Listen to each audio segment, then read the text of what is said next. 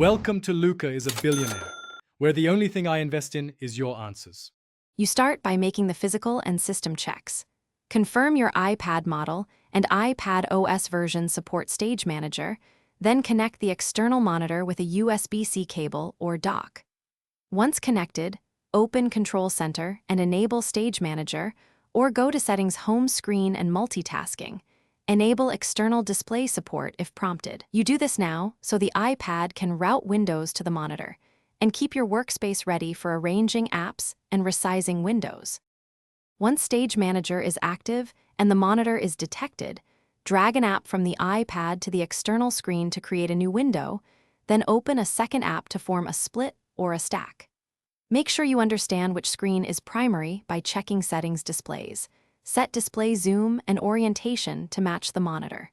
You should also decide whether the external monitor acts as an extended desktop versus mirroring, because that changes how windows snap and how you interact with touch and keyboard input.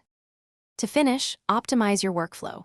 Use Command-Tab, drag thumbnails in Stage Manager to rearrange, and resize app windows for comfortable multitasking. Make sure the dock and menu bar visibility match your preference so you can access apps quickly. Connect a keyboard or pointer for precision. If windows don't appear or the monitor shows no signal, reboot the iPad, disconnect and reconnect the cable, try a different adapter or monitor input, and install any iPad OS or monitor firmware updates to resolve compatibility problems. Thanks for watching and please subscribe. It's the best investment you'll ever make.